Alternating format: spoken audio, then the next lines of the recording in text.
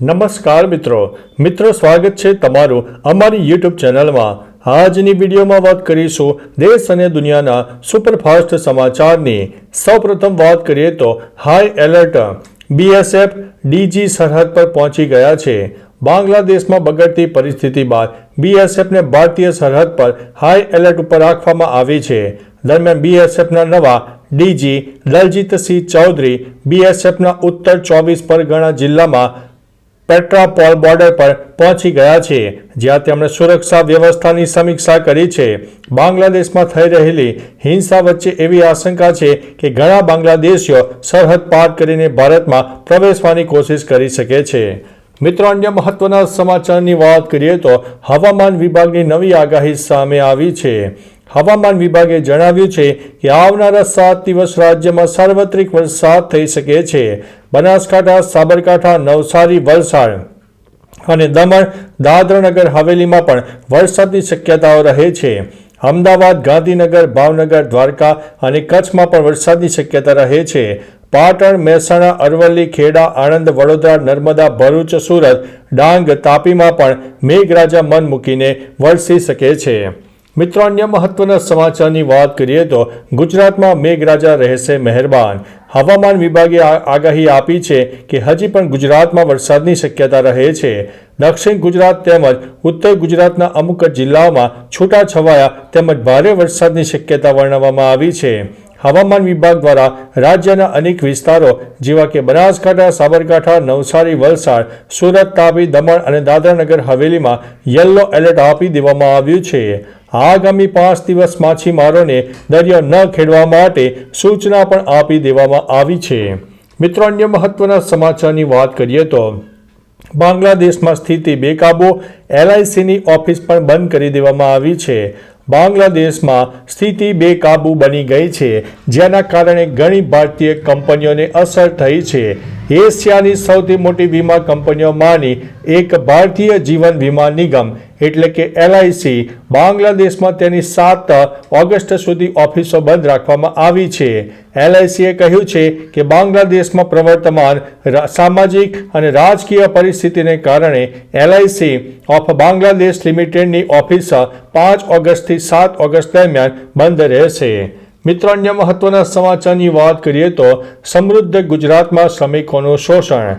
સમૃદ્ધ ગુજરાતમાં શ્રમિકોનું શોષણ થતું હોય તેવા આંકડા સામે આવી રહ્યા છે। રાજ્યોની સરખામણીમાં ગુજરાતમાં શ્રમિકોને લઘુત્તમ વેતન ઓછું અપાય છે।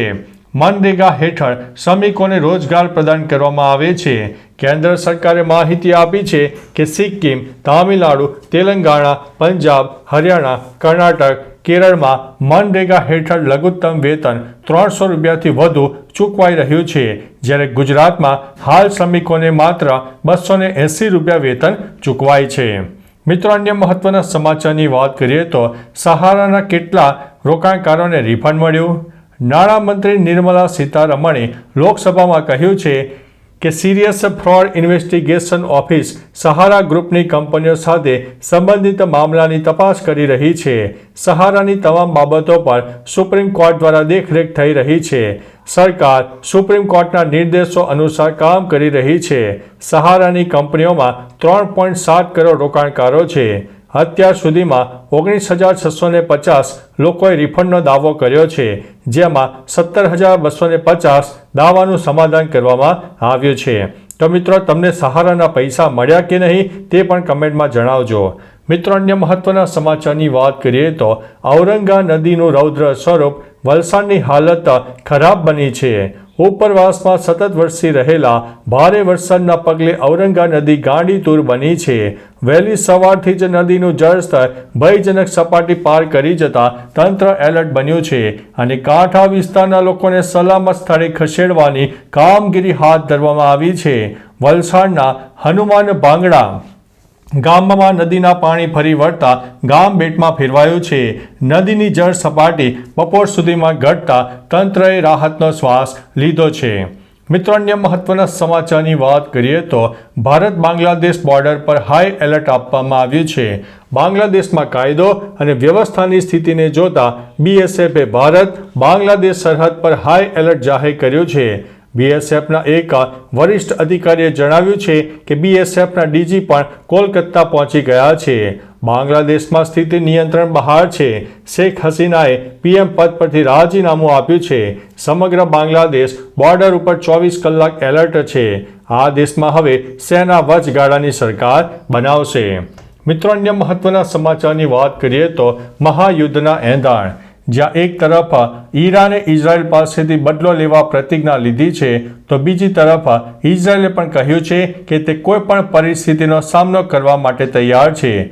એવી આશંકા છે કે ઈરાન અને હિઝબુલ્લા ઇઝરાયલ પર હુમલો કરી શકે છે. આ ઉપરાંત હુમલાને રોકવા માટે ઇઝરાયલ ઈરાન પર અગાઉથી હુમલો કરી શકે છે તેવી પણ માહિતી સામે આવી છે. ઇઝરાયલ અને ઈરાન વચ્ચે ગમે ત્યારે યુદ્ધ છેડાઈ શકે તેવી શક્યતા દેખાઈ રહી છે.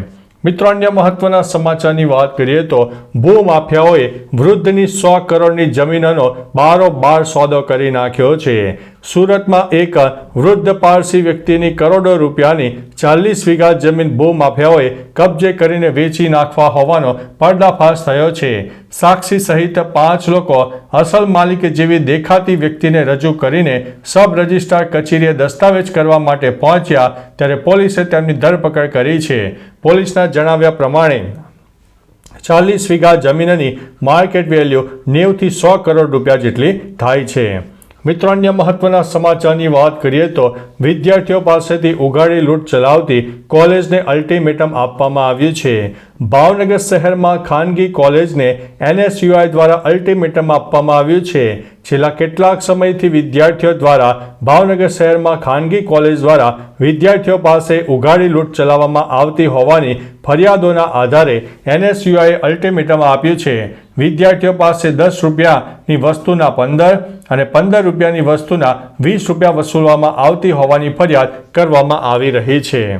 મિત્રો, અન્ય મહત્વના સમાચારની વાત કરીએ તો ખેડૂતો માટે ખુશખબર, સિંચાઈમાં રેલમછેલ.